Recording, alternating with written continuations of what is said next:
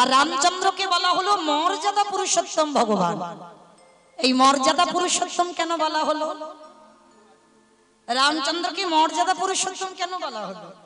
তার কারণ আছে বাবা। কারণটা কি জানো? এই আসছে আর কয়েকটা দিন পরে 11ই চৈত্র, কি জানো একটা তিথি আছে না, রামনবমী। বাহ, রামনবমী তিথি, তাই তো? রামচন্দ্রের আবির্ভাব তিথি।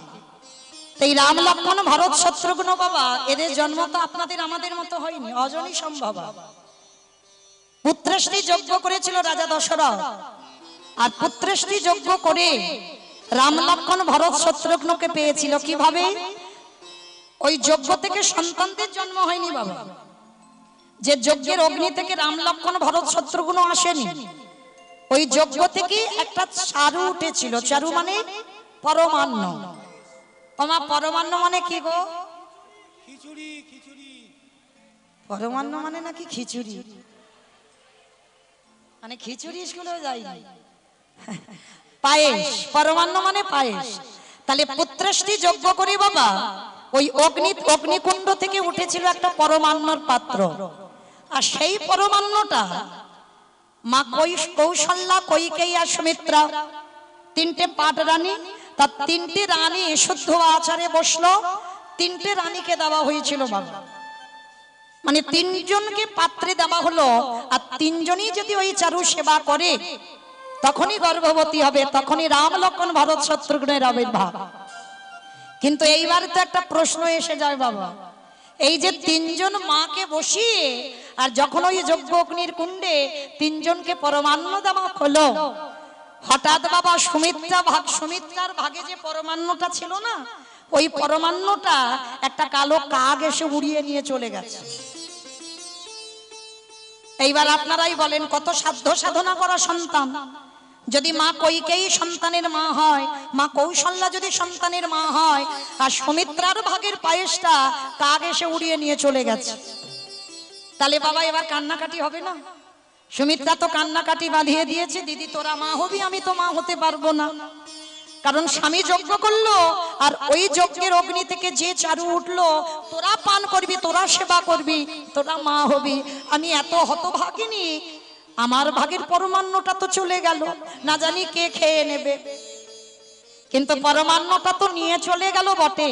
এইবার কৌশল্যা বলছে, সুমিত্রা কান্নাকাটি করিস নে, আমি তো দিদি তো আছি, আমার ভাগের যে পায়েসটা আছে আমি অর্ধেকটা খাবো আর অর্ধেকটা তোকে দেব। ভালো করে বুঝবেন মা, যার জন্য সুমিত্রা মায়ের দুটো সন্তান, ভরত শত্রুঘ্ন, হরি বল। ওই যে হয়েছিল না লক্ষ্মণ আর কি জানো না শত্রুঘ্ন, দুইজন হয়েছিল তো ছোট রানীর সন্তান। তাহলে প্রথমে বড় রানী বলল, কৌশল্যা বলল, শোন সুমিত্রা, তুই আমাদের সব থেকে ছোট, তাহলে আমাদের পায়েস তো এখন আছে, তুই কান্নাকাটি করছিস কেন?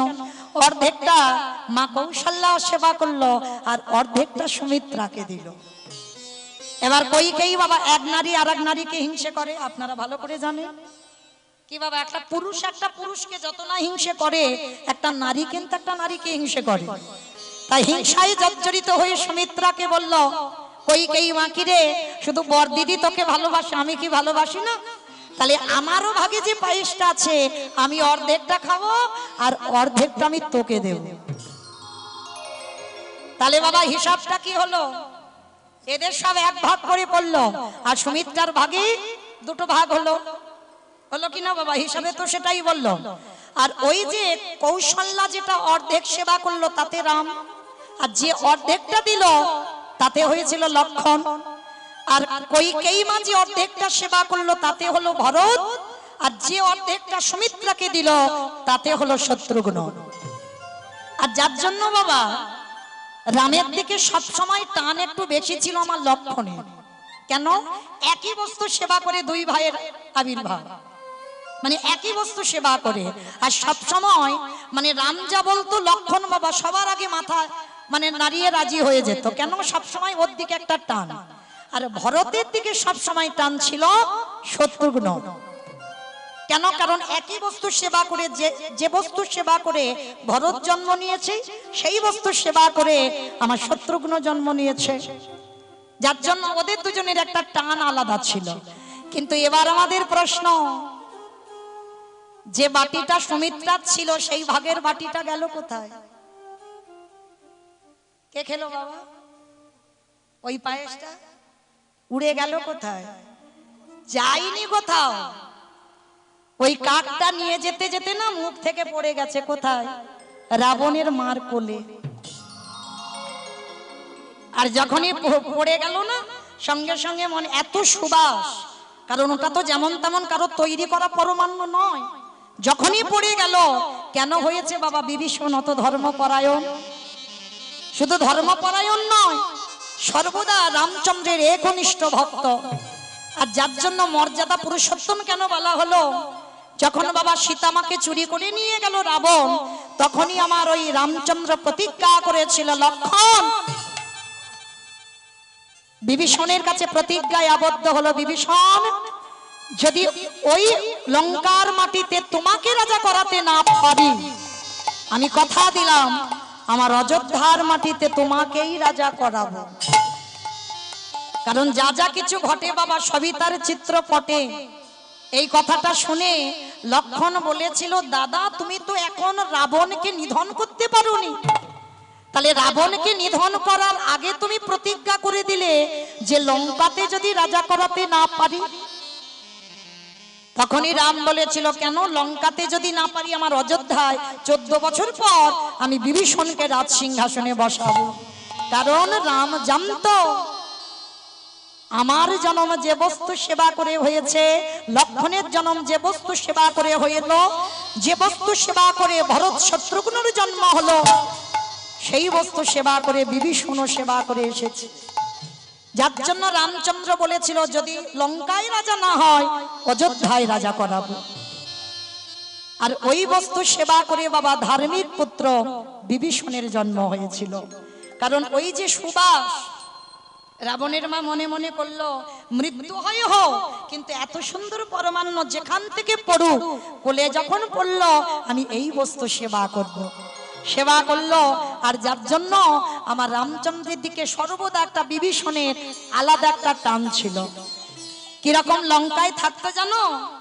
রাতের অন্ধকারে একদিকে লিখতো রয়াকার, একদিকে লিখতো ম, আর মাঝখানে মাথাটা দিয়ে বিভীষণ কাঁদতো। কেন জানো? লঙ্কাতে ঘোষণা ছিল রাম নাম করা যাবে না, যে যে রাম নাম করবে তার মৃত্যুদণ্ড দেওয়া হবে। কাঁদতে পারতো না বিভীষণ। তো একজন বাবা পরিচারিকা গিয়ে রাবণকে সংবাদটা দিয়েছিল, গিয়ে দেখবে চলেন আপনারই ভাই কিরকম রাম নাম লিখে কাঁদছে। যেই না গিয়ে দাঁড়ালো না, রাবণ নিজের চোখে দেখলো একদিকে রয়াকার একদিকে ম, মানে রাম লেখা। কে বলে বাবা রাবণ ভক্ত নয়? ভাইকে বাঁচাবার জন্য কত ছলনা করেছিল রাবণ। প্রহরীদের বলেছিল, দুর্বোকা তোরা কিচ্ছু জানিস নে, ওইটা আমার ভাই বিভীষণ রাম লেখেনি। বলে আমরা নিজে চোখে দেখছি একদিকে রয়াকার একদিকে মো। বলে না, দেখছ বটে, কিন্তু এই রয়াকার কেন লিখলো, মোটা কেন লিখলো জানো? রাবণ ভাইকে বাঁচাচ্ছে। ওই রয়াকারে হয় রাবণ রাজা। আর ওর বৌদিকে এত ভালোবাসে, বৌদির নামটা পাশে লিখে রেখেছে মো। মতে হয় মন্দোদরী মা। কিন্তু বিভীষণ রাবণ মন্দোদরী লেখেনি বাবা, লিখেছে রাম। কিন্তু ভাইকে বাঁচাবার জন্য রাবণ বলছে ওই রয়াকারে হয় রাবণ, আরে মতে হয় মন্দোদরী। তোমরা জানো আমাদের দুজনকে এত ভালোবাসে, আমাদের ধরে তো কাঁদতে পারছে না, আমাকে ভয় পায়, ওই জন্য আমার নামটা লিখে তারে মাঝে মস্ত দিয়ে ওগো নয়ন জলে ভাসে ওই রামে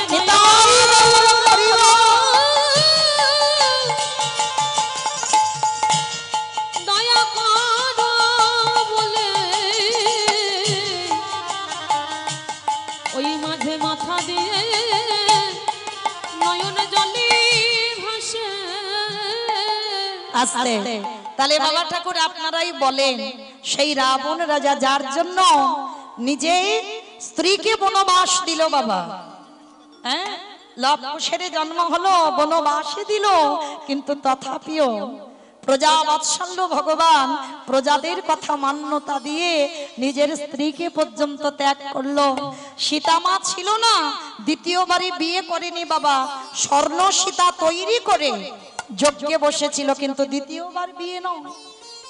যার জন্য তাকে বলা হতো বাবা প্রজা বাৎসল্য ভগবান, মর্যাদা পুরুষোত্তম ভগবান রামচন্দ্র। আর সেই রঘুপতি রামচন্দ্র আজকের কলিকালের মাটিতে হয়েছেন আমার চৈতন্য মহাপ্রভু। কিন্তু বাবা সেই চৈতন্য মহাপ্রভু ছোটবেলা থেকে বাবা একেবারে নাচতে, জানো তো, ছোটবেলা থেকে নিমাই কিন্তু ভক্ত নয়। যদি বৈষ্ণবদের দেখতো পিছন থেকে কাঁচা টেনে খুলে দিত।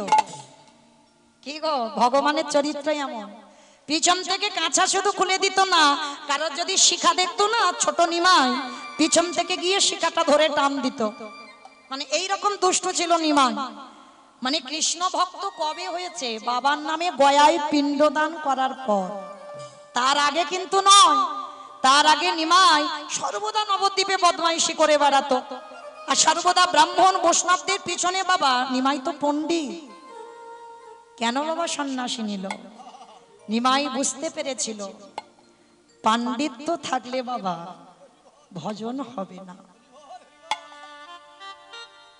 হরিবল, আমি অনেক কিছু জানি, এই আমার মধ্যে যদি বাবা পাণ্ডিত্যটা এসে যায় না, ভক্তি আসবে না, ভক্তি চলে যাবে।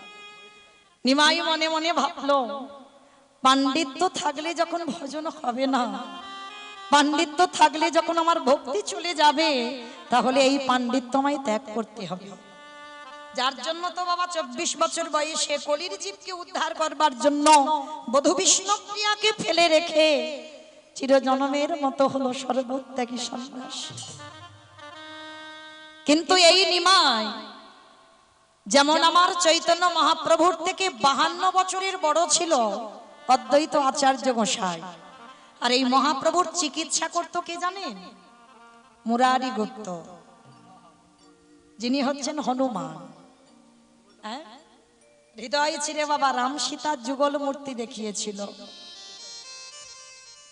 আজ পর্যন্ত কোনো ভক্ত দেখাতে পারেনি বাবা, কোনো ভক্ত, শুধুমাত্র হনুমান দেখিয়েছিল। হৃদয় চিরে রাম সীতা বসে আছে, প্রতিটা লোমকূপে আছে রাম সীতার নাম। সেই মুরারি গুপ্ত হনুমান হয়েছে মুরারি গুপ্ত, মহাপ্রভুর থেকে মানে নিমাইয়ের থেকে 20 বছরের বড়, 20 বছর।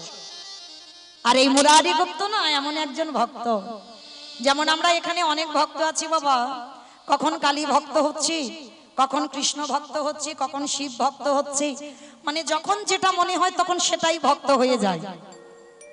একটা চরণ আশ্রয় করে থাকি না, কিন্তু ধরতে যদি হয় বাবা একটাই চরণ ধরে থাকো, তাতেই কাজ হবে। ধরতে যদি হয় গাছের গোড়াতে জল দাও। আর মুরারি গুপ্ত যে হনুমান ছিল, রামচন্দ্রের চরণে বাবা দেহ মন প্রাণ সমর্পিত। আর যেজন ভগবানের চরণে দেহ মন প্রাণ সমর্পিত করে দেয়, সে দ্বিতীয়বার আর কোনো দিকে যাবে না। তা মুরারি গুপ্ত মানে ঘরের মধ্যে নিরজনে বাবা রামচন্দ্রের সেবা করত। বাইরের ভক্তরা কিন্তু কেউ জানতো না যে মুরারি গোপনে রামচন্দ্রের ভক্ত ছিল। একদিন নিমাই পিছন থেকে মুরারি গুপ্তর কাঁচাটা টেনে খুলে দিয়েছে, খুলে দিয়ে বলে উঠেছিল, এই গো কি ব্যাপার, তুমি ঘরে একজনকে সেবা করো আর বাইরে লোকদের আর একটা রূপ দেখাও কেন? মানে আস্তে আস্তে কানে কানে বলে গেছে, আর যেই না কানে বলে দিল না, সঙ্গে সঙ্গে ওই মুরারি গুপ্ত শোনা মাত্র চমকে উঠেছে। আমি ঘরে একজনের সেবা করি আর বাইরে তো কেউ জানে না, তাহলে এ কি করে জানলো? হরি বল। নিমাই যখন বাবা নবদ্বীপে সবাই জানতে পেরে গেল নিমাই ভগবান। আচ্ছা বাবা, ধরুন আমাদের এখানে যদি ভগবান আসে, কোনো সাধারণ মানুষ চিনতে পারবেন? পারবেন? কেউ পারবেন এখানে? সেই সাধ্য সাধনা আমাদের নাই। ঠিক চৈতন্য মহাপ্রভুকে নবদ্বীপবাসীরা তেমনই দেখত। একটা কথা বলে না বাবা, চলতি কথা, দাঁত থাকতে দাঁতের মর্যাদা বোঝে না, বোঝে কি? যখন সন্ন্যাসে চলে গেল তখন হাগৌর হাগৌর বলে কেঁদেছে, আর যখন ছিল তখন নিমাইয়ের সঙ্গে কি করেছে? হরিনাম করতো, খোল করতাল ভেঙে দিত, কত অত্যাচার করেছে বাবা নিমাইয়ের সঙ্গে।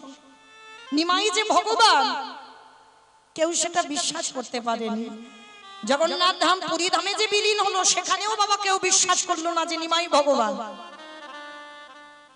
একদিন আমার মুরারি গুপ্তকে রাতের অন্ধকারে নিমাই একটা কথা জিজ্ঞেস করেছিল, ও মুরারি, মুরারি, নবদ্বীপের অনেক ভক্তরা আমাকে প্রণাম করে, কিন্তু কই কোনোদিন তো তোমাকে দেখি না আমাকে প্রণাম করতে। তুমি কি মনে করো না যে আমি ভগবান বলে? একদিন জিজ্ঞেস করছে মুরারিকে। মুরারি গুপ্ত করজোরে করে বললেন, প্রভু গো, আমি যে তোমাকে প্রণাম করব, প্রণাম করলে তোমাকে কিছু দিতে হবে, আমার কাছে কিছু নেই, যা কিছু আছে আমি তোমার রামচন্দ্রের চরণে দিয়ে দিয়েছি। তাহলে তোমাকে যে প্রণাম করব আমার কাছে কিছু নেই, আমি দেব কি? তাহলে একান্ত যদি আমার প্রণাম নিতে চাও, ও গো হে দয়াময়,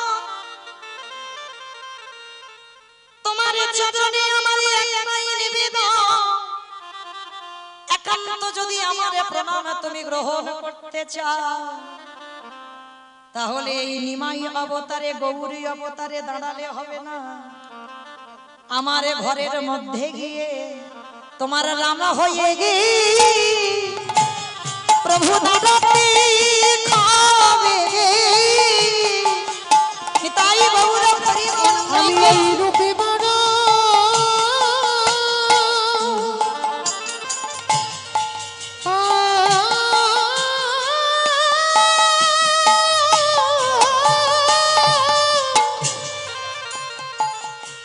আমি যে ওই রূপে বড় বড় ভালোবাসি,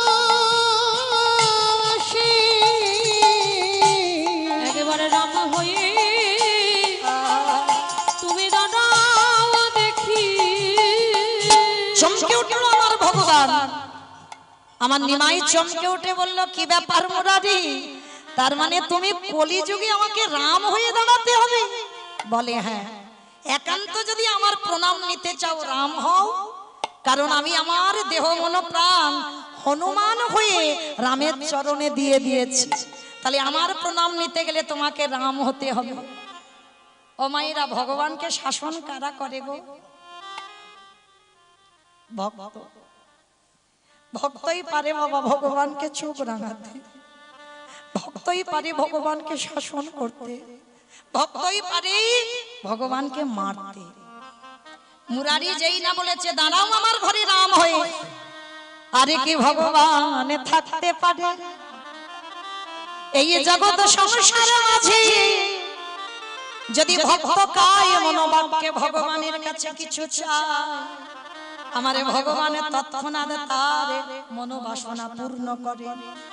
এইবারে যেই না ওই মুরারির ঘরে গিয়ে দাঁড়ালো, আমার নিমাই হয়ে দাঁড়ায় আছে, আমার মুরারি গুপ্ত যেই না চরণ তলে লুটিয়ে পড়ল গৌর রেখে, একবার কৃপা করে সেই চার হাত নিয়ে তীর ধনুক নিয়ে তুমি দাঁড়ায় যাও। যেই না মুরারি নয়ন জলে কাঁদিল, আরে কি ভগবান থাকিতে পারে ওই মুরারির ঘরের সামনের দরজায় দাঁড়াইয়ে, ওগো রাম হয়ে গে, ওগো দাদাইল হরিব ভক্ত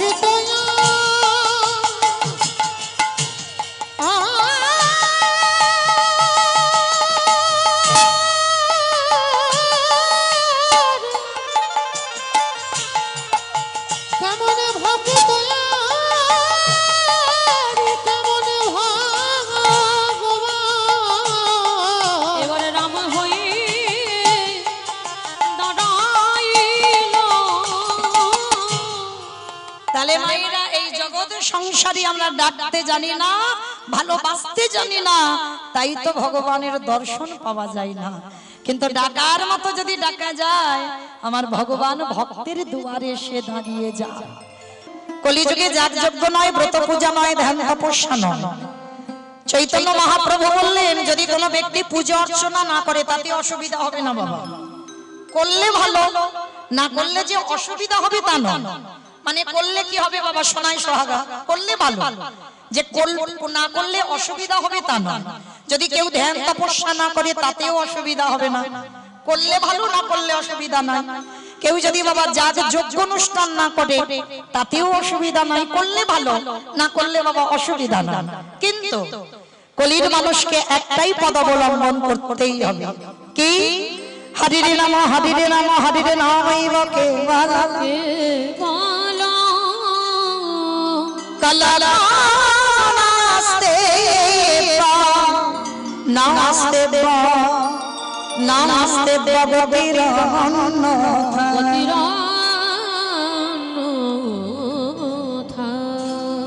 কলির মানুষের হরিনাম ছাড়া কোনো গতি নাই, কোনো গতি নাই, কোনো গতি নাই। আপনারা প্রশ্ন করবেন, মৌমিতা ও তো সব কীর্তনীয়রা বলছে হরি ভজন করো, কৃষ্ণ ভজন করো, কৃষ্ণ ছাড়া গতি নাই। আচ্ছা মা, সত্যি কি গতি আছে? ভালো করে বিচার করে দেখে, যে যত বড় ধনী হও না কেন, যারে যত টাকা থাকুক না কেন, যারে যত অর্থ থাকুক না কেন, কেউ যদি সারা জীবন দিল্লি বোম্বে কাটায়, কেউ যদি সোনার পালঙ্কে ঘুমায়, কেউ যদি বাবা টাকার বিছানায়ও ঘুমায়, তবু মনে রাখতে হবে হরিবল, শেষের দিনে তোমার আপনেরা কেউ নয়। চারিদিকে তাকিয়ে দেখছো বাবা, সবাই আপনজন ঘিরে বসে আছে, না, কেউ তোমার আপন নয়। যারা এখানে গীতা ভাগবত জ্ঞানী বসেছেন বাবা, কেউ তোমার আপন নয়। যা যা কিছু দেখছো সব অনিত্য।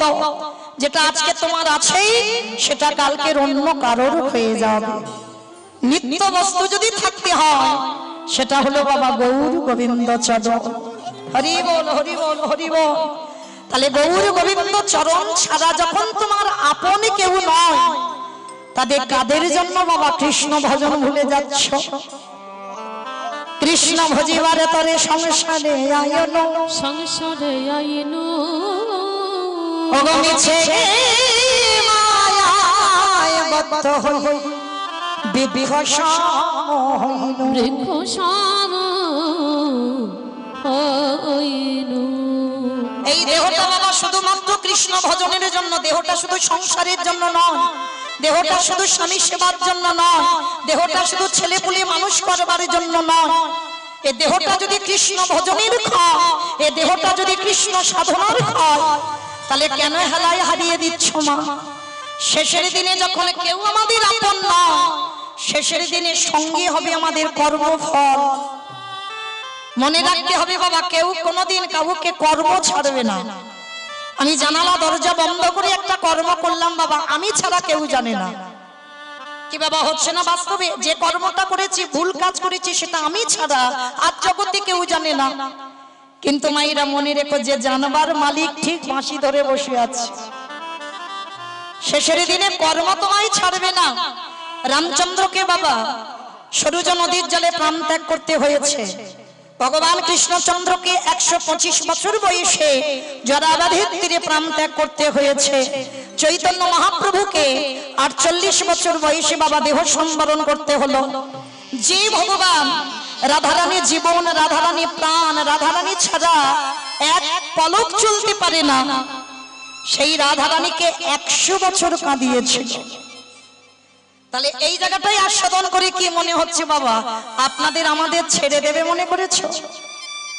মহাভারতে গান্ধারী কুরুক্ষেত্রের মাঠে শতপুত্র নিধন হলো। তাহলে সাক্ষাতে যারা ভগবানকে দর্শন করেছে বাবা, তাদেরকে ছেড়ে দিল না। আর আপনারা আমরা তো তুচ্ছ, আমাদের ছেড়ে দেবে মনে করেছ? তাহলে কতদিন সাধু সঙ্গ করলাম, কতদিন ভক্ত চরণ আশ্রয় করলাম, কতদিন আমি একাদশীর উপবাস করলাম, কতদিন তুলসী তলায় জল দিলাম, কতদিন যাবৎ আমি সব কর্মে যুক্ত আছি, আর কতদিন যাবৎ আমি ধর্মকে আঁকড়ে ধরলাম। শুধু একটাই কথা মনে রাখতে হবে বাবা, যেজন ধর্মকে আঁকড়ে ধরে স্বয়ং ধর্ম তারে নিজেই এসে রক্ষা করে। নিতাই গৌর প্রেমানন্দে হরি বল। হরি বল হরি বল। তাহলে জগৎ সংসারে বাবা কর্ম ছাড়বে না, শেষের দিনে কর্ম হবে সঙ্গী। আর কে সঙ্গী হবে? যাত্রা, নাটক, theatre, function, TV, serial, mobile কিছু নয়। যে তোমার জীবন, যে তোমার প্রাণ, যে তোমার মরণ, সবকিছু। কেউ সাথী নয়। তাহলে সাথী হবে কে? এই হরি নামে যাবে।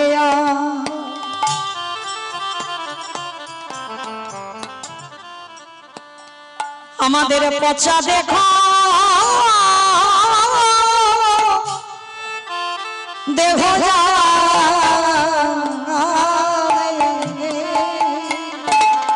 যেদিন তুমি ভাবো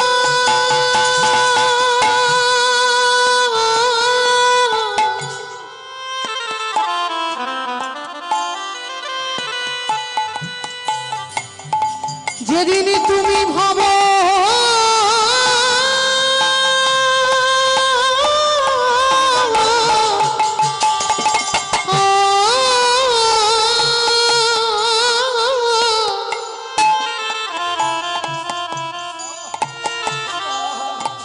যেদিন তুমি ভাবো ওই ভব পারে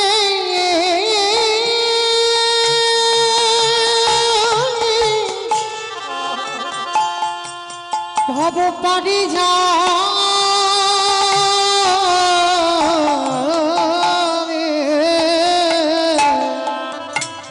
সেই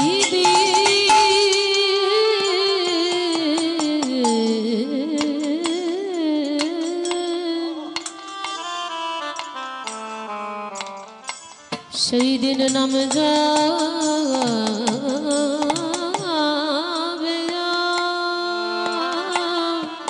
এ পৃথিবীতে তোমার কেউ কারণ নয় বাবা।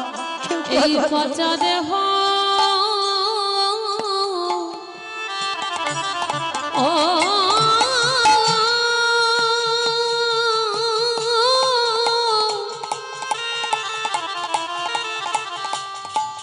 পচা দেহ যাবে।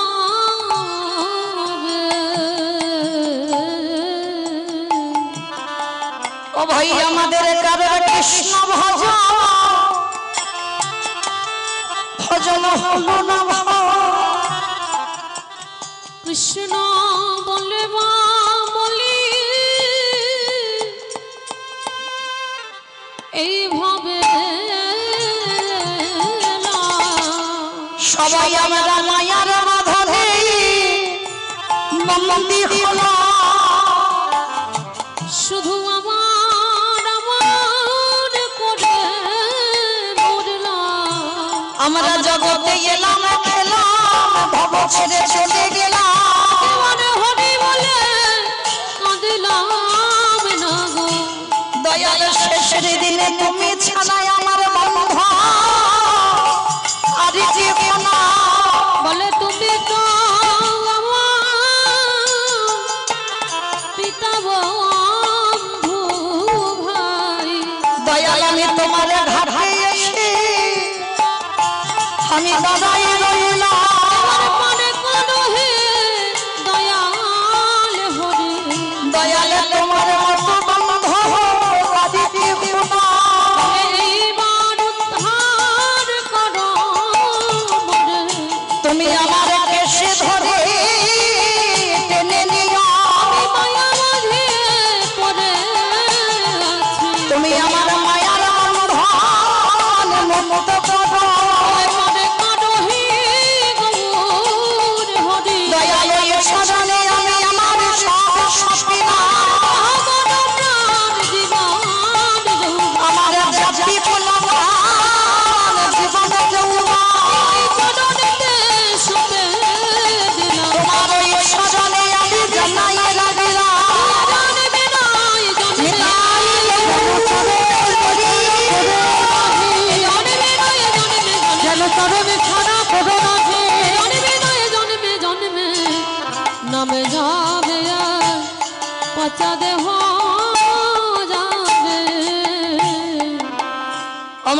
পরকালে কর্মফল আমাদের সঙ্গী হবে, আর শেষের দিনে এই হরির নাম ছাড়া আর কিছু সাথে যাবে না। আর আমার ভগবান একটু ভালোবাসার কাঙাল গো। ভগবান কোনদিন ভক্তের কাছে রাজ সুখ চাইনি, ভক্তের কাছে একটু ভালোবাসা চেয়েছে। বলেনি কোনদিন রজনীগন্ধার মালা দিয়ে সাজা, কোনদিন বলেনি শ্বেত পাথরের মন্দির গড়ে দে, কোনদিন বলেনি ভালো ভালো ফল মিষ্টির ডালা দিয়ে সাজা। ভগবান ভক্তের কাছে শুধুমাত্র চায় একটু প্রেম ভক্তি ভালোবাসা। ভগবানের লোভ নেই বলা ভুল হবে বাবা, কি লোভ আছে জানো? ওরে কলির জ্ঞানম ভাজি, তোরা সংসার করবি বলে ভবাই গেলি, সংসার কর। কারণ কলিযুগে সংসার ধর্ম বড় ধর্ম বাবা। সংসারের থেকে ভজন করতে হবে, সংসারের বাইরে ভজন হবে না। তাহলে সংসারের থেকে ভজন করতে হবে, আর সংসারের মধ্যে থেকে বাবা যে যেন গৌরী গোবিন্দ চরণ সারে করে। আমারে বলতে আর কিছু রাখে না, দেহ মন প্রাণ জীবন যৌবনে যা কিছু আছে, যদি একেবারে গৌর চরণে অর্পণ করতে পারে, আমারে ভগবান পৃথিবীর যে প্রান্তে থাকুক না কেন, ও যে ভক্তের দ্বারে ছুটে আসে, যে জন তাই গৌর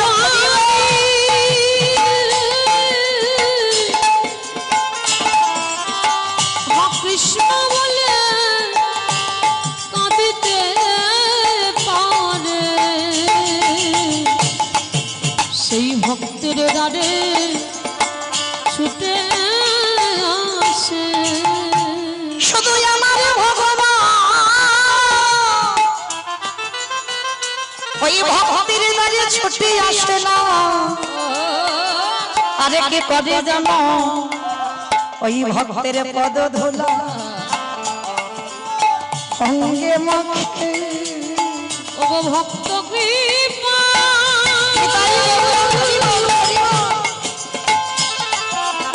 ও ভক্ত কৃপা করো বলে ভক্ত পদ ধুলা, ধুলা অঙ্গি মাখে। কারণ ধুলা নয় ধুলি নয় গোপী পদ ধুলা, গোপী পদ ধুলা। ওগো এই ধুলা ছিল নন্দের বেটা কালা, নন্দের বেটা কালা। শুধু ধুলা ভগবান মাখে না, আরে কি করে জানো? নয়ন জলে ওগো বগো ভাষাই গো, ওই ধুলা অঙ্গে মাখি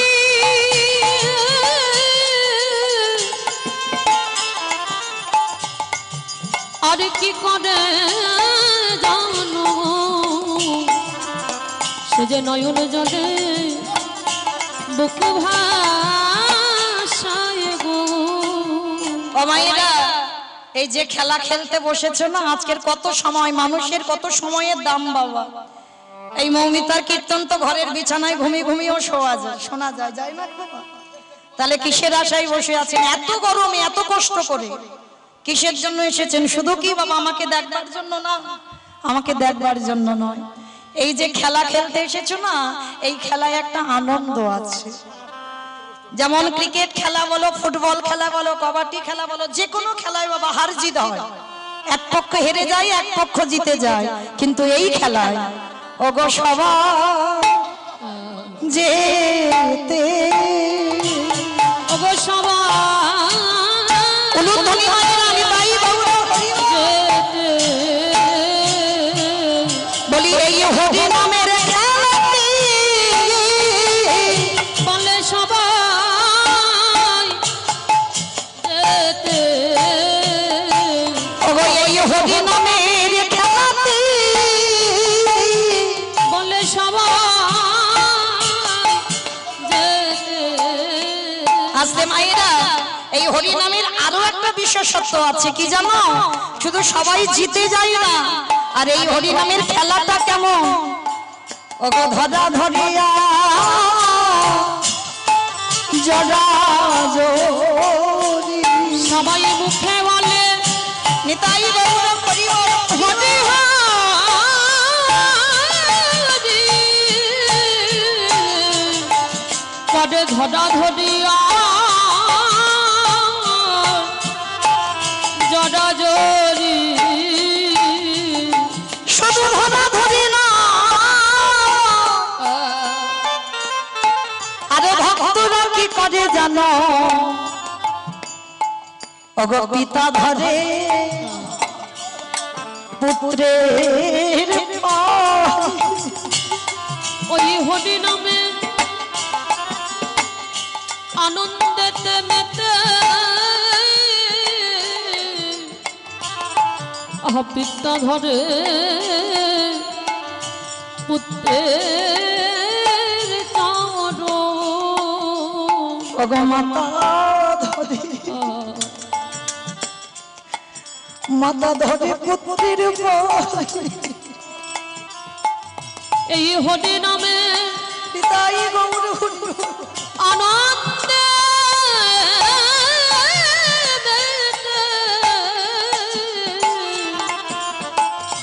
মাতা ধরে পুত্রের পায়ে, শুধু ভক্তরা পায়ে ধরে না, ওই ধুলা শুধু অঙ্গে মাখে না, আর কি করে জানো? ওগো দুজনা কাঁদে, আজ ভক্ত কাঁদিয়া নিতাই গৌর হরি বল হরি বল হরি বল।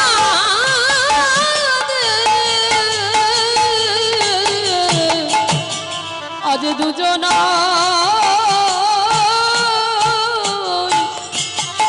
কাঁদে, ওগো কাঁদিবে না কেন গো? বলে কাঁদবে না কেন গো? ওগো কাঁদিবে বলে এসেছে গো, বলে কাঁদবে না কেন গো? এই ধরাতে এসেছে, বলে এই ধরাতে নামে ধরাতে, এই ধরাতে এসেছে। ও মায়েরা, ভক্তি যখন ঊর্ধ্বগামী হয় তাদের পরিণতি কি হয় জানো? ভালো করে বুঝে নাও। যখন প্রকৃত তুমি একেবারে প্রেম ভক্তিতে ডুবে যাবে, তার দশা কেমন হবে? আমার বহু বহু ভক্তরা আছে, বহুবার শুনেছেন, ভক্ত চিনতে গেলে বাবা পোশাকে নয়, ভক্ত চিনতে গেলে নয়ন দিকে তাকাতে হবে। ভক্ত চিনবে নয়নে, ভগবান চিনবে চরণে। তাহলে আমার থেকে আপনাদের অভিজ্ঞতা বেশি, তাহলে আভরণে ভক্ত নয়। তাহলে ভক্ত যখন একেবারে ভজনের ঊর্ধ্বগামী হয় তাদের কি দশা হয় জানো? ষোড়শ গোস্বামীর মধ্যে বাবা এক গোস্বামী ছিল যার নাম হচ্ছে শ্রীজীব গোস্বামী। এই শ্রীজীব গোস্বামী বাবা ভালো করে আস্বাদন করবেন। সমাজ থাকতো নবদ্বীপ আর সমাজ থাকতো বৃন্দাবন, আর এরা এমন সাধনীয় এমন ভজনীয় ছিল, একটা গাছের তলায় বাবা একটা রাত কাটাতো, দ্বিতীয় রাত নয়। কি গো মায়েরা, গরমের সময় এসে ঘরে ঘুমাচ্ছি, ভালো বক্স খাতে ঘুমাচ্ছি, সারাদিন জপের মালায় জপ করছি, এটা তো ভজন নয়। এটা যদি ভজন হতো বাবা, তাহলে বাবা ভোলানাথ 12 জন বৈষ্ণবদের মধ্যে বৈষ্ণবদের আচার্য সেই বাবা ভোলানাথ কেদারনাথ আর বদ্রীনাথ বেছে নিত না। নিরজন জায়গা না হলে কৃষ্ণ ভজন হয় না বাবা, লোকালয়ে ভজন হবে না। যশ খ্যাতি মান শুকুরের বিষ্ঠার সমান। ভক্ত যে জন খায় সেজন কোনোদিন বাবা প্রতিষ্ঠা চায় না, সে কোনোদিন জগতে সম্মান চায় না। কোনোদিন বলেন আমায় যশ হোক, আমার নাম হোক, আমার খ্যাতি হোক, আমার সমাজে সম্মান বাড়ুক, এগুলো ভক্তির চাহিদা নয়। তাহলে এই শ্রীজীব গোস্বামী মারা এরা এমনই ভজনীয়, এমনই সাধনীয় ছিল, মানে একটা গাছের তলায় আজকে রাতটা কাটাবে, কালকে রাত নয়। কেন নয় বাবা? আজকের থেকে যদি কালকের আবার থাকি, যদি বাবা এই গাছটার প্রতি মায়া জন্মে যায়, এই মায়া মোহেতে কৃষ্ণ ভজন সাধন হবে না। সবাই বসে আছে বাবা, যারা দাঁড়িয়ে আছো, বসে আছো, আমি কীর্তনিয়া সম্প্রদায়, সব মায়া মোহতে জর্জরিত হয়ে আছে। এই মায়া মোহরে দড়ি যতদিন না তুমি মুক্ত করছো, ততদিন তোমার কৃষ্ণ ভজন সাধন হবে না। যাদের পদ আমরা অবলম্বন করছি বাবা, তাদের দিকে তাকিয়ে দেখেন, একটা গাছের তলায় এক রাত, মানে কালকে রাত থাকবে না, যদি গাছের প্রতি মায়া জন্মে যায়। সেই শ্রীজীব গোস্বামী নবদ্বীপের মাটিতে এসেছে বাবা, সুরধনী গঙ্গা স্নান করেছে। আর সুরধনী গঙ্গা স্নান করে, আর আমরা যারা বাবা ভক্তিপথে একটু করে আগাই, আমরা জানি স্নান অন্তে বাবা আহ্নিক করতে হবে, ভজন সাধনে তো একটু বসতে হবে। কারণ এলাম খেলাম আর শুধু চলে গেলাম বাবা, ওটা তো পশুর জন্ম হয়ে গেল। পশু যেমন খায় আর ঘুমায়, আমরাও যদি সেই আচরণ করি বাবা, তাহলে আমরা দেব দুর্লভ মানব জন্মটা পেলামটা কি হলো? তাহলে তো আমাদের পশুর জন্ম হলো। স্নান অন্তে বাবা আহ্নিক করতে হবে, গুরুদেবের দেওয়া মন্ত্র জপ করতে হবে। তো এই শ্রীজীব গোস্বামী মানে রূপ গোস্বামী আর সনাতন গোস্বামীর ভাইপো। রূপ গোস্বামী, সনাতন গোস্বামী আর অনুপম, এই অনুপমের ছেলে হচ্ছে শ্রীজীব গোস্বামী। তো এই শ্রীজীব গোস্বামী তো সুরধনী গঙ্গা স্নান করেছে বাবা, স্নান করে উঠে সে আহ্নিক মাথায় উঠে গেছে, সামনে একটা চানা ভাজার দোকান। ভজন যখন ঊর্ধ্বগামী হয় তাদের দশা কেমন দেখো, সামনে চানা ভাজার দোকান, আর চানা ভাজার দোকানটা দেখে শ্রীজীব গোস্বামী সঙ্গে সঙ্গে চানা ভাজা কিনে আর স্নান করে চানা ভাজা কিনে খাচ্ছে। তা যখনই চানা ভাজাটা খাচ্ছে, হঠাৎ দর্শন হয়ে গেল বাবা নবদ্বীপের মাটিতে দিগ্বিজয়ী পণ্ডিত। আর দেখাই মাত্র, শ্রীজীবকে দেখা মাত্র চমকে উঠে, হে কি বাবাজি, ছি ছি ছি ছি ছি, আপনি এটা কি করছেন? আপনি না একজন বৈষ্ণব মানুষ, আর বৈষ্ণব মানুষ হয়ে স্নান করার পরে আহ্নিক করা তো দূরের কথা, আর স্নান করেই আপনি চানা ভাজা খাচ্ছেন, এ আপনার কেমন ভজন সাধন? আপনি তো বৈষ্ণব নামে কলঙ্ক লাগিয়ে দেবেন যে স্নান করেই চানা ভাজার দোকান দেখে চানা ভাজা খাচ্ছেন। যেই না শ্রীজীব গোস্বামী শুনেছে না, খিলখিল করে হেসে উঠেছে শ্রীজীব গোস্বামী।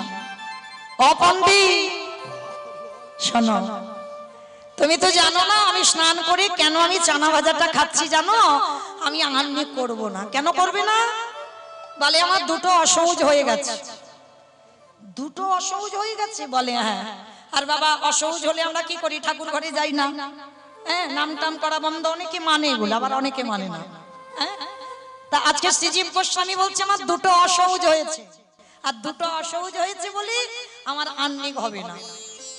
আর তাছাড়া আমি যে স্নান করে উঠলাম, কখন সকাল, কখন বিকাল, কখন দুপুর, আমি তো কিছু বুঝতে পারছি না। কি গো মাইনা, ভালো করে বুঝবেন, অনুভব করবেন, শুধু শুনলে হবে না। এই কীর্তন বিষয়টা বাবা একটা লীলা হবে, একটা কাহিনী হবে, আর শুনে চলে যাব না। কীর্তন হচ্ছে নারকেল, ভিতরে গিয়ে একটু আস্বাদন করতে হবে, আর ভিতরে যেতে না পারলে তুমি কীর্তনের রস পাবে না। তা যেই না বলছে কোনটা দুপুর, কোনটা বিকাল, কোনটা সকাল, আমার কিচ্ছু মনে নেই। বলে কেন? বলে শোনো পণ্ডিত, আমার হৃদয়ে একটা সূর্য উদয় হয়েছে। ভালো করে বুঝবেন, হৃদয়ে সূর্য উদয় হয়েছে। তা পণ্ডিত বলছে, ও শ্রী, সূর্য তো আকাশে ওঠে, তোমার আবার হৃদয়ে উঠেছে? বলে হ্যাঁ। যে সূর্য আমার হৃদয়ে উঠল, আরে ওই সূর্য যেদিন আমার হৃদয়ে উঠল, কোনটা সকাল, কোনটা দুপুর, কোনটা বিকাল, কোনটা সন্ধ্যা, কোনটা রাত, কিছু বুঝি না। সব যেন মনে হয় একাকার। সে কি গো, তোমার হৃদয়ে সূর্য উঠেছে, সে সূর্যটা কে? বলে সে সূর্যের নাম হলো কৃষ্ণ। আমার হৃদয়ে কৃষ্ণ নামে সূর্য উদয় হয়েছে। আচ্ছা, তুমি বলছো তোমার দুটো অসহজ হয়েছে, কিরকম? বলে শোনো, একটা আমার মেয়ে হয়েছে আর একটা আমার বউ মরে গেছে। হায় হায় হায়, শ্রীজীব গোস্বামী সংসার করেনি, উনি বলছে ওনার বউ মরে গেছে, আবার বলছে একটা মেয়ে হয়েছিল, মেয়েটাও মরে গেছে। বলে পণ্ডিত বলছে, শোনো, দিগ্বিজয়ী পণ্ডিত বলছে, ও বাবাজি কিচ্ছু বুঝতে পারছি না, একটু খুলে বলবে, একটু খুলে বলো না। বলে কি কথা? একটু, আচ্ছা ঠিক আছে দিয়ে যাও, আমায় একটু উলুধ্বনি দাও।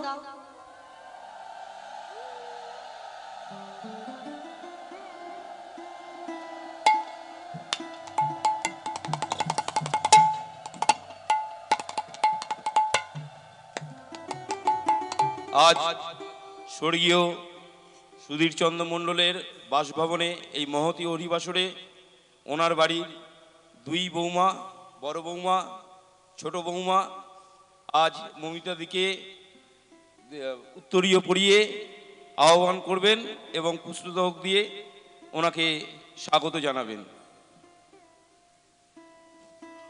উলধ্বনি উলধ্বনি।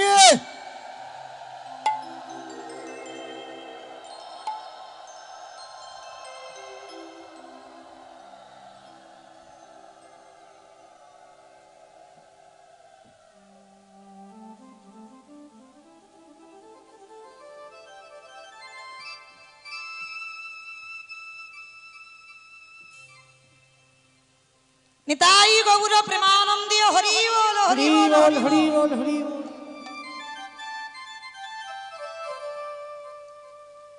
জনিতাই চলুন তাহলে। শ্রীজীব গোস্বামী বলছে শোনো, একটা আমার স্ত্রী মারা গেছে, মানে বউ মারা গেছে, একটা হচ্ছে আমার মেয়ে হয়েছে, সেও মারা গেছে।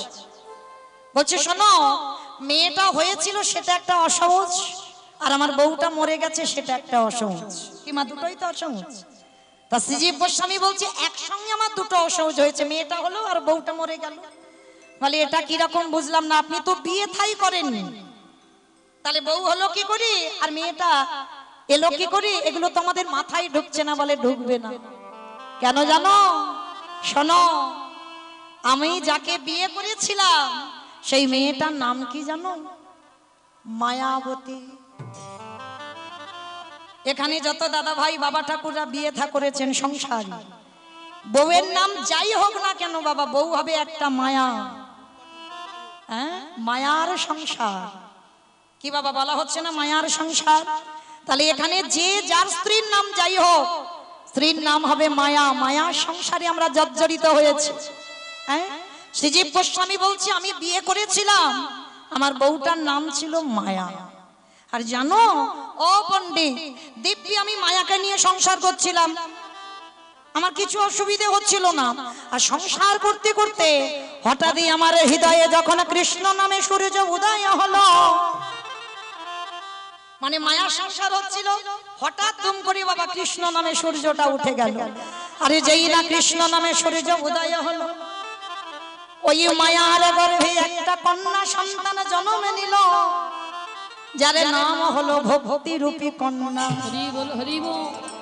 যেই না মায়ার গর্ভে ভক্তি এলো, আর এই ভক্তি যেদিন ভূমিষ্ঠ হলো, মায়া চির জনমের মতো চলে গেল। ওই তাই ভূমিষ্ঠ হলো, মায়া চিরজন্মের মতো চলে গেল।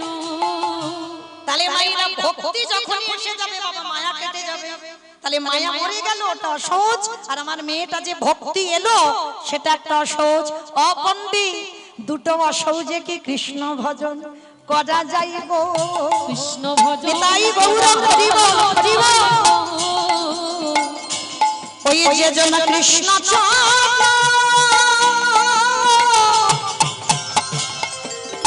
কৃষ্ণ চরণ সারা করেছে। ওই অসৌচে কৃষ্ণ ভজনে কি করা যায় গো? আস্তে। তাহলে বাবা কি বুঝলাম? ভক্তি যখন, ভজন যখন ঊর্ধ্বগামী হয়, সকাল বিকাল দুপুর ও সব কিছু খেয়াল থাকে না যে সন্ধ্যাবেলায় যে সন্ধ্যা দিতে হবে না, সে যখনই মনে করবে বাবা, তার হৃদয়ে যখন মনে করবে সূর্য উদয় হবে, ভজনের ঊর্ধ্বগামী হলে তাদের পরিণতিটা এমনই হয়। তাহলে আজকে যেমন আমার চৈতন্য মহাপ্রভু হচ্ছে বাবা, আমার ভগবান কৃষ্ণচন্দ্র যেমন লীলা পুরুষোত্তম ভগবান, আমার রামচন্দ্র হলেন মর্যাদা পুরুষোত্তম ভগবান, আর আমার কলিকালে চৈতন্য মহাপ্রভু অবতীর্ণ হয়েছেন শুধু লীলা করবার জন্য নয়, এই কলির মানুষদের পাপাচারী, অত্যাচারী, ব্যভিচারী, দুরাচারী সকল জীবদের উদ্ধার করবার জন্য। কিন্তু বাবা এটা তো আমাদের পরিষ্কার হলো যে ভগবান কৃষ্ণচন্দ্র লীলা করেছেন, তাই লীলা পুরুষোত্তম। আজকে তাই তো আমার চৈতন্য মহাপ্রভু নবদ্বীপের মাটিতে আজকে নিয়ে দাঁড়িয়েছে, একা নয়, আমার নিতাই চাঁদকে নিয়েছে। নিয়ে কি করছে জানো? নিতাই যারে দেখে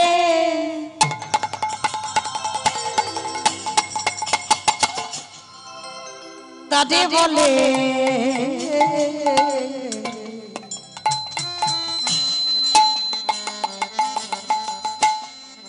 দন্তে তৃণ ধরি হরি রে নিতাই যারে রাখে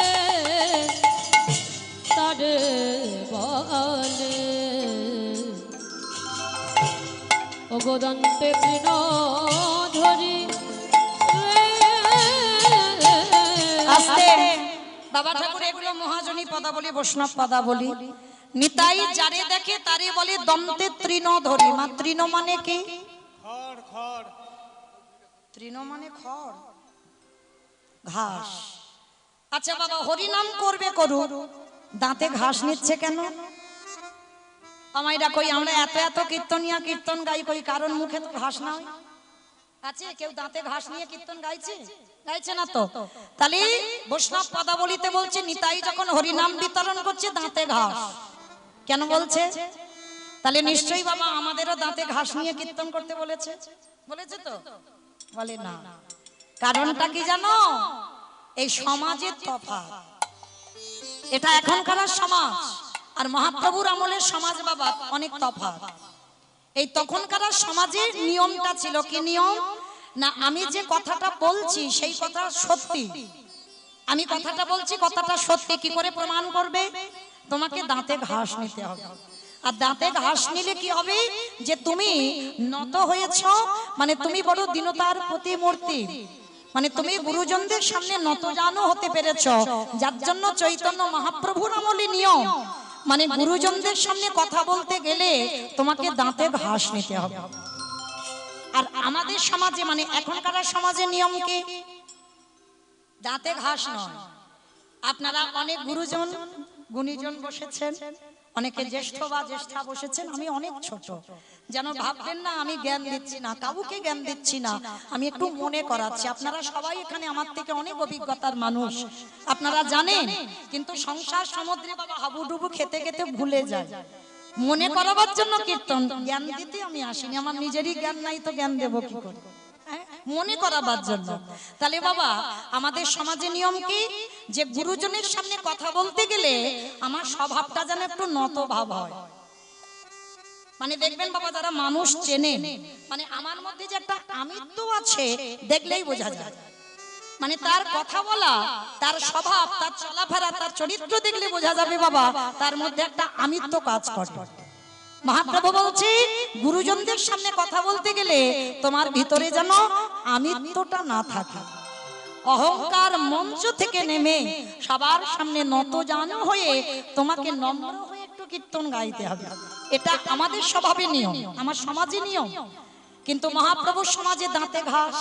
রূপ গোস্বামী আর সনাতন গোস্বামী যখন আমার প্রভুর চরণে গেলেন তখনও দাঁতে ঘাস নিয়ে গেলেন। কেন? আত্মসমর্পণ।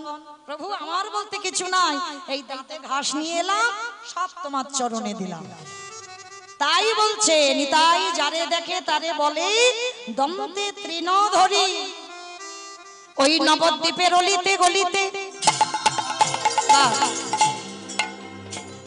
যারে দেখে তার পদ ধরে বলে তোদের ঘরে আমি বাসনে মেজে দেব। আমি বলি রে, নিতাই চাঁদ বলছে, তোদের ঘরে আমি বাটনা বেটে দেব, তোদের ঘরে আমি কাপড়ে কেচে দেব, তোরা যাহা বলবি আমি তাই করব, বিনিময়ে মাইনে দিতে হবে না। তাহলে কি দেবে? তোরা আমারে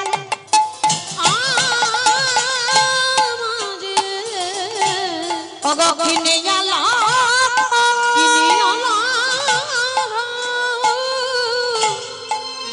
একেবারে বলো গৌর হরি রে।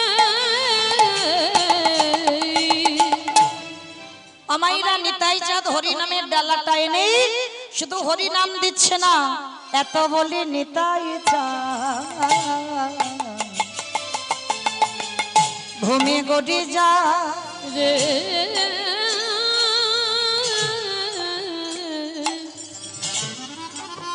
ওগো এত বলি নিতাই চাঁদ ওগো ভূমে গড়ি যায় রে। ওগো সোনার ওই সোনার ওগো পর্বত জানান পর্বত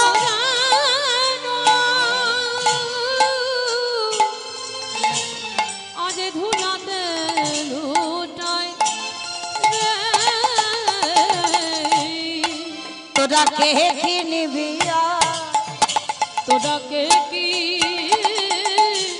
নিবে আয়, তোরা কে কি নিবি তোরা কে কি নিবে আয়। ওগো গোলকের অমূল্য ধন, তোরা কে কি নিবে আয়, ওগো গোলকের অমূল্য ধন কি নিবে আয়। নিতাই দাঁড়ে দাঁড়ে বিলাইছে, নিতাই দাঁড়ে দাঁড়ে বিলাইছে, আমার নিতাই দাঁড়ে দাঁড়ে বিলাইছে, দাঁড়ে দাঁড়ে বিলাইছে, ওগো মধুমাখা কৃষ্ণ না, দাঁড়ে বিলাইছে, ওগো মধুমাখা কৃষ্ণ না, দাঁড়ে বিলাইছে, ওকে কে কি নিবি গানা, দাঁড়ে বিলাইছে, তোরা কে কি নিবি গানা, দাঁড়ে বিলাইছে, মুখে হরি হরি হরি বলে, দাঁড়ে বিলাইছে, হরি হরি হরি বলে, হরি হরি হরি বলে, দাঁড়ে বিলাইছে, মুখে হরি হরি হরি বলে, দাঁড়ে বিলাইছে গো, দাঁড়ে দাঁড়ে বিলাইছে। আহা সোনার পর্বত যেন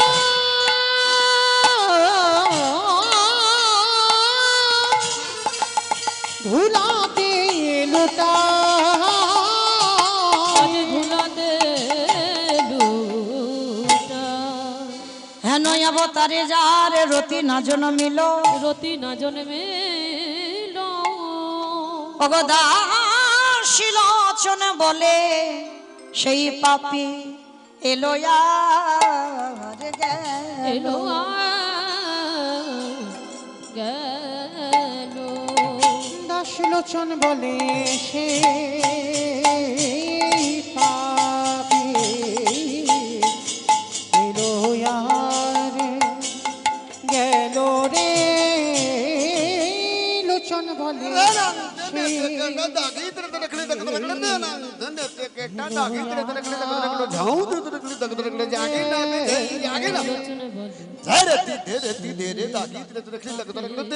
লোচন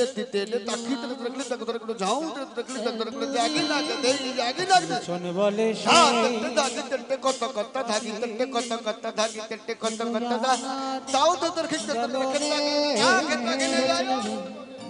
সেই পাপী এলো আর গেল রে, লোচন বলে সেই পাপি এলো আর গেল রে, দাসলোচন বলে সেই পাপী এলো আর গেল রে, লোচন বলে সেই পাপি এলো আর গেল রে। দাস লোচন বলে সেই পাপি। জনিতাই চলুন এবার আমরা যাব মধুমাশ্রী ধাম, বৃন্দাবন ধাম।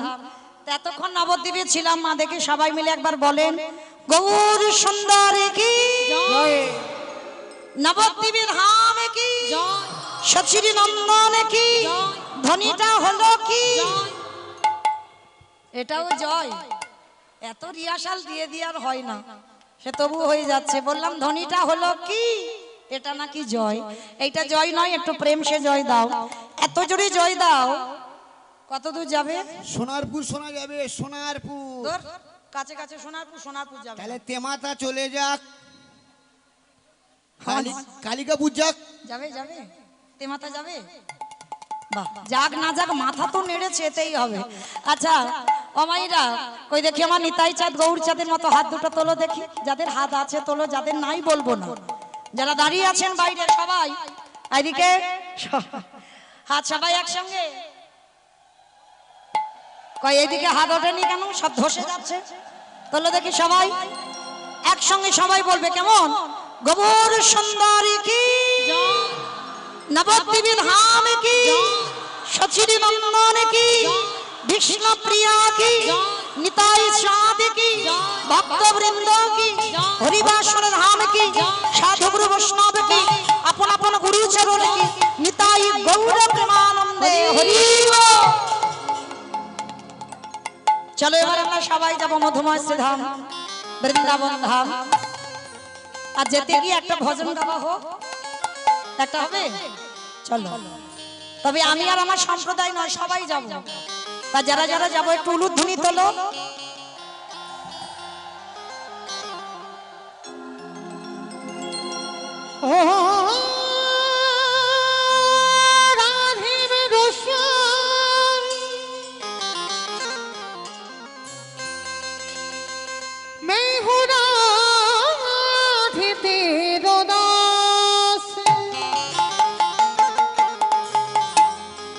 जन्म जन्म मोहे दीजिया वृंदावनी विवास। जय राधे श्री राधे, जय श्री कृष्ण बोलो जय राधे। जय राधे श्री राधे, जय श्री कृष्ण बोलो जय राधे। ओ जय राधे श्री राधे, जय श्री कृष्ण बोलो जय राधे। जय राधे श्री राधे, जय श्री कृष्ण बोलो जय राधे। नाम मेरी राधा रानी का,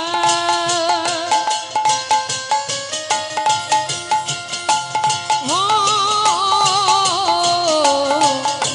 नाम मेरी राधा रानी का, जिस जिसने गाया है वो बाके बिहारी ने उसे अपना बनाया है। वो बाके बिहारी ने उसे अपना बनाया है। অমাইরা, আমি আর আমার সম্প্রদায় যাচ্ছি, আর কেউ যাচ্ছি না, সবাই যাচ্ছি। তো যারা যারা যাচ্ছি কই দেখি আর একবার আমার কান মুলে বলছি, মা কালী দিব্যি বলবো না। সবাই দেখি হাত দুটো তোলো, আর একবার একসঙ্গে তালি তালি করো, তালি কোন? ক্যামেরাম্যান গুলো ওইদিকে ঘোরাও, ক্যামেরা গুলো ঘোরাও। नाम मेरी राधा रानी का, हो नाम मेरी राधा रानी का, जिस जिसने गाया है वो बाके बिहारी ने उसे अपना बनाया है। वो बाके बिहारी ने उसे अपना बनाया है। ओ जय राधे श्री राधे, निताई गौर जय श्री कृष्ण बोलो जय राधे। जय राधे श्री राधे, जय श्री कृष्ण बोलो जय राधे। শ্রী রাধে শ্রী রাধে শ্রী রাধে শ্রী রাধে। श्री राधे श्री राधे श्री राधे श्री राधे। আমা বলছে একটু রাধে রাধে, সব মনে মনে একটু জোরে জোরে বলতে হবে তো। একটু জোরে জোরে বলো দেখি আমার সঙ্গে, সবাই একসঙ্গে। শ্রী রাধে শ্রী রাধে শ্রী রাধে শ্রী রাধে। श्री राधे श्री राधे श्री राधे श्री राधे श्री राधे श्री राधे श्री राधे श्री राधे श्री राधे। নিতাই গৌর হরি বল হরি বল হরি বল হরি বল হরি বল। श्री राधे श्री राधे राधे राधे राधे राधे। जय राधे श्री राधे, जय श्री कृष्ण बोलो जय राधे। ओ जय श्री कृष्ण বলো জয় রাধে ও জয় শ্রীকৃষ্ণ বলো জয় রাধে ও জয় শ্রীকৃষ্ণ বলো জয় শ্রীকৃষ্ণ বলো জয় শ্রীকৃষ্ণ বলো জয় রাধে প্রেম সে বলো রাধা রানী কি ধুর, জয় হয়নি। এত ভক্তে নাকি এই জয়। ও মাইরা, আপনাদের এই রাধানগরে শাশুড়ি বৌমাতে ঝগড়া হয় না? হয় জানি, সোনারপুর এলাকায় বেশি হয়। আচ্ছা, এই যে শাশুড়ি বৌমাতে ঝগড়া হলে যে গলাটা বার হয়, একবার বের করো দেখি। তখন তো আর ভাসুর থাকলে লজ্জা থাকে না, ওই আওয়াজটা বের করো, বলো রাধা রানী কি। তার মানে ঝগড়া হয়। বৃন্দাবনেশ্বরী কি, যমুনা মাইয়া কি, নন্দগাঁও কি, উচ্চাগাঁও কি, বর্ষানাম কি, ভক্তবৃন্দ কি, হরিবাসন ধাম কি, সাধুগুরু বৈষ্ণব কি, আপন আপন গুরুচরণ কি, নিতাই গৌর প্রেমানন্দে। পৌঁছে গেলাম মধুমাস্তে ধাম, বৃন্দাবন ধাম। তো আজকের বৃন্দাবন ধামটা হচ্ছে আমাদের উত্তরপ্রদেশ। তো আজকের আমরা সবাই এই রাধানগর থেকে গেলাম উত্তরপ্রদেশ, যাইনি যাচ্ছি, হ্যাঁ ঢুকছে। তো চলো আমরা যাচ্ছি উত্তরপ্রদেশ বৃন্দাবন। আর সেই উত্তরপ্রদেশে একজন ভক্ত ছিল, যে ভক্তটার নাম হচ্ছে সদন। আজকের আমরা সেই ভক্ত সদন আর সাধন করব। এই সাধনের চরিত্র শুনলে বুঝতে পারবেন বাবা, যে সাধন বাবা সাধারণ একজন মানুষ, কোনো দেবতা নয়, কোনো সাধক নয়, কোনো ভজনীয় নয়, কোনো সাধনীয় নয়। ভালো করে আস্বাদন করে দেখবেন বাবা, সংসারে থেকে ভগবানকে পাওয়া যায়। এটা কলিযুগ, এইটা ভুলে যাবেন না বাবা। এই কলিযুগের মানুষ সংসারের থেকে ভজবে, সংসারের বাইরে গিয়ে নয় বাবা। অনেকে আছে দেখবেন স্ত্রী পুত্র পরিবারকে কাঁদিয়ে মঠ মন্দিরে গিয়ে বসে আছে। বাবা সত্যি করে বলেন, ভজন কি হবে? বাবা কাঁদে, মা কাঁদে, পরিবার কাঁদে, ছেলে বউ কি খাবে খেয়াল নেই, সে দিব্যি মঠ মন্দিরে গিয়ে দিব্যি বসে আছে। ও জীবনেও বাবা কোটি জনম ধরেও যদি কাঁদে, ও তবু ভগবানের দর্শন মিলবে না। তাহলে আজকের আস্বাদন করলে লীলাটা বুঝতে পারবেন বাবা। এই ভক্ত সদন, এই সদনের চরিত্রটা কেমন ছিল? এই সদন একটা সংসারী মানুষ বাবা। সংসারী মানুষ হয়ে তার ব্যবসা ছিল মাংসের ব্যবসা।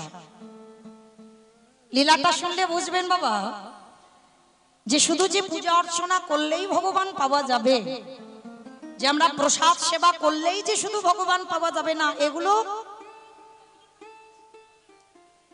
তোমরা যদি সব জায়গায় যাও আমি কি করব বলো? আরো তো ভক্ত আছে, আরো তো ভক্ত আছে, যত জায়গায়।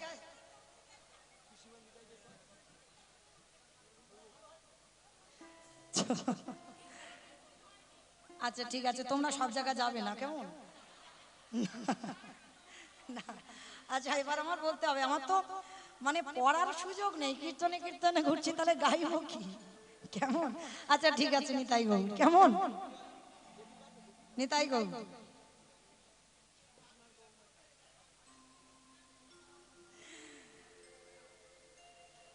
কি গাইব গো? নিতাই গৌ, চলো নিতাই গৌ। হাই ভগবান, ওটা হোক, ওটাই হোক। আচ্ছা বেশ, আমার ঠিক আছে, কাহিনীটা রাখি, কিছু কিছু দেব, কাহিনীটা একটু রাখতে হবে, একটু একটা গাছ দাঁড় করাতে হবে, তো দেব। বেশ, তো চলেন আজকের আমরা সবাই এই যে সদন, এর ব্যবসা ছিল বাবা মাংসের ব্যবসা। এদের পূর্বপুরুষ মানে এদের পরপর পূর্বপুরুষে যারা যারা ছিল, এদের ব্যবসাই ছিল মাংসের ব্যবসা। আর প্রতিদিন সদন সকালবেলা করে যেত দোকানে, আর মাংসের দোকান মানে বুঝতে পারছেন বাবা, সকাল থেকে কত মাংস বিক্রি হয়, আর সকাল থেকে মানে কত যে প্রাণ হত্যা করে সদন, তার ঠিক ঠিকানা নেই। আমরা বলি না বাবা, একটা প্রাণ হত্যা করলেই পাপ, তাই তো? একটা প্রাণীর প্রাণ নিলেই পাপ। তাহলে সদনের চরিত্রটা দেখেন, একটু আস্বাদন করেন। তো আজকে সকাল থেকে কত প্রাণ হত্যা করে বাবা, কিন্তু প্রতিনিয়ত ছোটবেলা থেকে সদনের হৃদয়টা কিন্তু কৃষ্ণ প্রেম ভক্তিতে পরিপূর্ণ। ছোটবেলা থেকে সদন শুধুমাত্র পরিবারের সংস্কারের জন্য বাবা ঠিক ঠিক আচরণটা করতে পারেনি, মানে আচরণটা করেনি, কিন্তু সদন ছোটবেলায় থেকে বাবার হৃদয়টা কৃষ্ণ ভক্তিতে পরিপূর্ণ সর্বদা। এই যে সদন মাংসের দোকানে থাকলে কি হবে, তার গুনগুন করে যে গান গাওয়া, সেই গান গাওয়াটাই ছিল ভগবানকে নিয়ে। কোনদিন বাবা আজে বাজে কথা, আজে বাজে গান সদনের মুখে হতো না। যা কিছু গাইতো সবটাই কিন্তু আমার রাধা কৃষ্ণকে নিয়েই গাইতো ছোটবেলা থেকে। এই সদন প্রতিনিয়ত ওই ভগবানের নাম করে আর মাংসের দোকানে বসে মাংস বিক্রি করে। তো একদিন হঠাৎ সকালবেলা সদন কি করেছে জানো? ভোরে গৃহ সাজ সবে সপেছি তো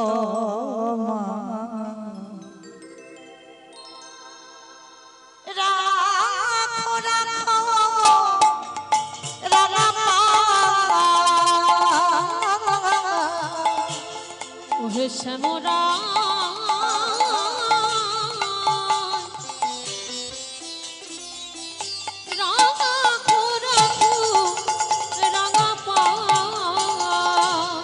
ভুলি গৃহ সাজ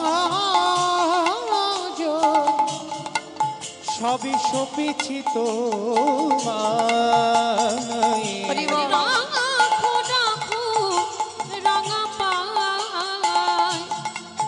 ওহে শ্যামরা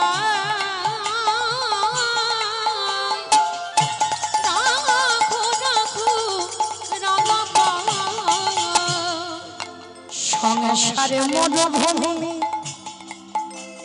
ও মায়েরা, এই গানের ভাষাগুলো শুনেন। সংসার আমাদের মরুভূমি, কোনদিন শান্তি দেবে না বাবা।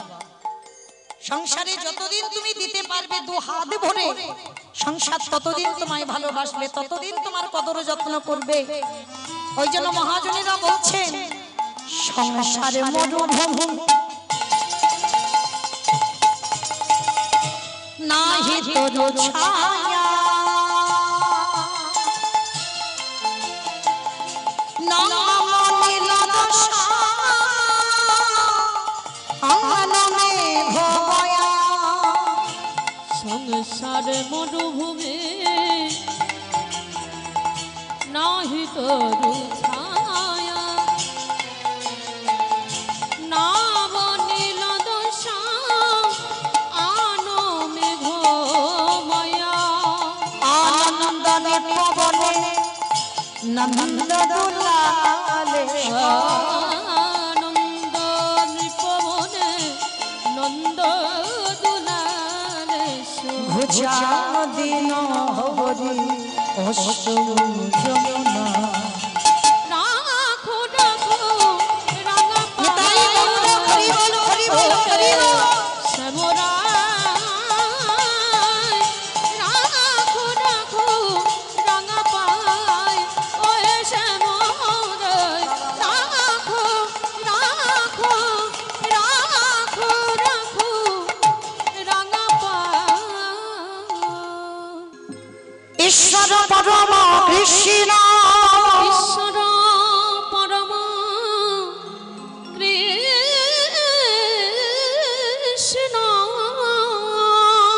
সচ্চিদানন্দ বিগ্রহ, সচ্চিদানন্দ বিগ্রহ অনাদির আদি গোবিন্দ, যিনি সর্ব কারণে কারণ, তিনি সর্বকারণে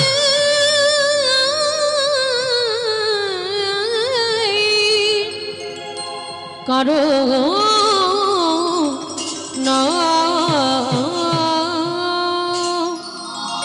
এই জীবের নিস্তার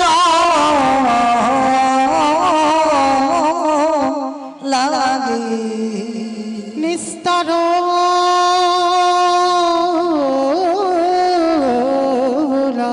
লাগি আমাদের নন্দ সুত হরি আমাদের নন্দ সুত হরি ভুবনে প্রকাশ কলা। ভুবনে প্রকাশ হলো আমাদের গুরু ধরি আমাদের গুরুর ধরি আমাদের গুরুর ধরি আমাদের গুরুর ধরি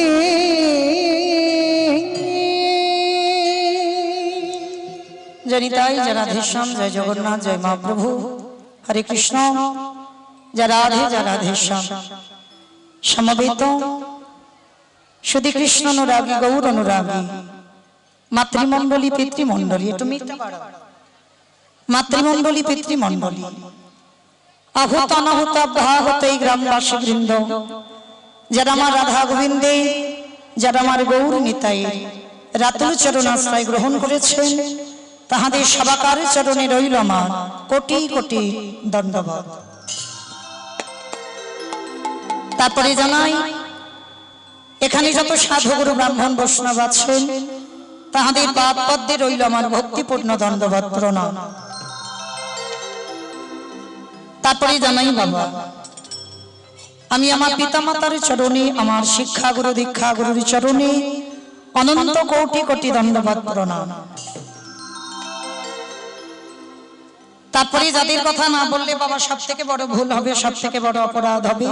প্রতি বছরের ন্যায় আমাকে নিমন্ত্রিত করে আনেন দেবু ভাই, শুধু আমাকে নয়, আমাদের মতো বহু বহু কীর্তনিয়াদের নিমন্ত্রিত করে আনেন। আর এটা আমার মানে কীর্তনিয়া বলা ভুল হবে বাবা, মানে আমি যেদিকে তাকাবো সেদিকে আমার আপনজন, মানে আপনাদের কাছে আমি কীর্তনিয়া নয়, মানে আপনাদের একটা কাছের মানুষ, মানে কীর্তনিয়া বলা আমার ভুল হবে যদি বলি আমি কীর্তনিয়া হিসাবে এসেছি বাবা, মানে আপনাদের সামনে কি গাইবো মানে সেটাই আমার মাথায় এখন নেই, এখন পর্যন্ত নেই। কারণ যেদিকে তাকাই সব জায়গা তো আমার ভক্তরা চলে যায়, সব ঘরের লোক। তো যাই হোক, যেন কীর্তনিয়া ভেবে এখানে বসবেন না, আপনারা নিজ নিজ সন্তান মনে করে, নিজ নিজ ভগ্নী মনে করে, নিজ নিজ চরণের দাস মনে করে আশ্রয় দেবেন। চেনা মানুষ বলে বাবা যেন পায়ে দিয়ে ঠেলে দিও না, কারণ আমার আগে পরে কীর্তনিয়ারা কীর্তন গাইবে, তাদের মুখে প্রথম কীর্তন শুনবেন, আর আমি শুধু প্রথম নয়, মানে অনেক পুরানো, মানে হরিবাসরটা মানে অনেক দিন হয়ে গেল, চেনা বলা ভুল হবে, কাছের মানুষ। আর দেবু ভাইয়ের সঙ্গে একটা আমাদের সম্পর্ক, যাই হোক, তাহলে কাছের মানুষ বলে মা চরণ থেকে ঠেলে দিও না, আশ্রয় দেবেন। আপনাদের মতো সাধুগুরু বৈষ্ণব, আপনাদের মতো পিতামাতার পদধূলা শিরোধার্য করে আজকের পরিবেশন করব ভগবানের সেই মধুর নাম। তবে নাম বলতে কি অনেক ভুল ত্রুটি হবে বাবা, হবে কেন, অবশ্যই করব। নিজ নিজ সন্তান মনে করি, ভগ্নী মনে করে সেই ভুল ত্রুটিকে ক্ষমা করে দেবেন। তো কীর্তনের প্রারম্ভে যদি প্রণাম দিতে হয় বাবা, এটা কারোর মত নয়, আমি আমার ব্যক্তিগত মতের কথা বললাম, আমি আমার জ্ঞান দ্বারা বললাম।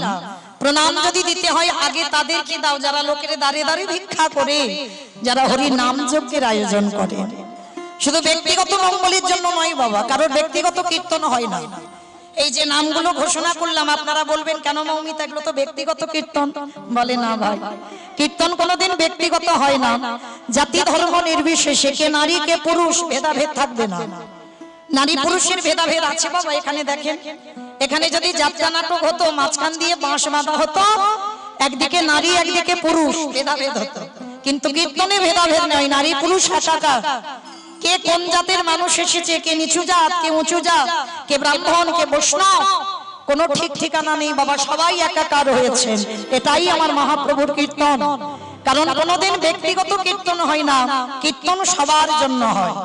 যদি বাবা এটা ব্যক্তিগত কীর্তন হতো তাহলে তো বলা হতো যে বাড়ির ফ্যামিলি আত্মীয় পরিজন ছাড়া এখানে আর কেউ বসতে পারবে না। এরকম কি ঘোষণা হলো? হলো না তো। তাহলে কীর্তন সবার, কারণ ব্যক্তিগত কীর্তন নয়। তাহলে আপনারা সবাই যখন এসেছেন, যাদের উদ্যোগে যাদের প্রচেষ্টায় আজকের কীর্তন, কীর্তনের প্রারম্ভে বাবা আগে তাদেরকে প্রণাম দিতে হয়। কেন হয়? তারা জেনেছে বাবা, তারা বুঝেছে এটা কলিযুগ।